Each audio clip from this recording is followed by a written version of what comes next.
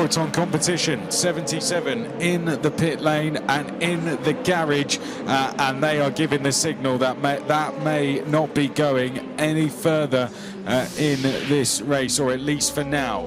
We're looking at a replay. Oh, and that looked like the front left suspension damage to it. They were once fighting for the lead in GT3 in this race. Proton Competition at that stage down at Arnage were quite simply limping back. The rear wing shaking around, the front end shaking around as well. The front left suspension damaged there, Bruno, and I fear it could be the end of the road for the car that was once fighting for the lead. Proton Competition, signals being given, it could be over. Oh là là, quel dommage, alors que la direction de course a bien validé l'abandon de la Ferrari numéro 54. Revenu malheureusement cette voiture sans doute dans la zone du paddock avec l'intervention d'un camion en plateau. Quelques photos ont circulé pour confirmer que cette voiture avait vraiment souffert de l'arrière. Était dans tous les cas impossible d'avancer. Racing en tête des LMP2 qui est parti en tête à queue au moment de rentrer au stand tout à l'heure. Autre tête à queue pour la numéro 30 du Ken Team de John Falb. Et effectivement donc cette full course yellow, donc drapeau jaune sur l'ensemble du circuit pour l'instant. Nous sommes à Green Flag, ça y est, présentation du drapeau vert et réouverture de la piste, présentation du drapeau vert.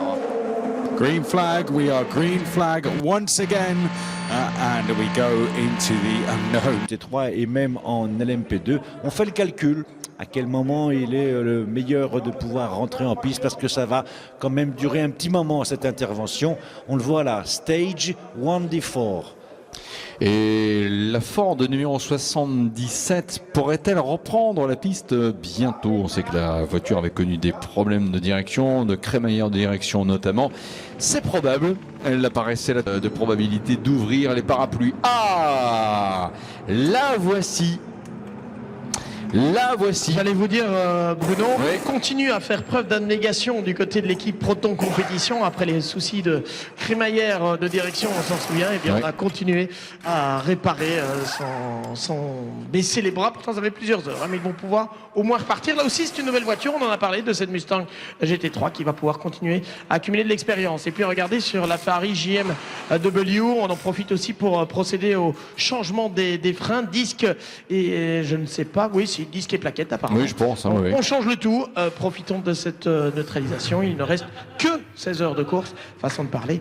Donc, et on espère pouvoir aller jusqu'au bout cette fois. Oh, elle repart. Voilà, ce ronronnement de moteur, c'est la V8 de la Ford Mustang. Elle reprend la piste. Et la 20 est toujours à son stand, hein, la seconde BMW hybride V8.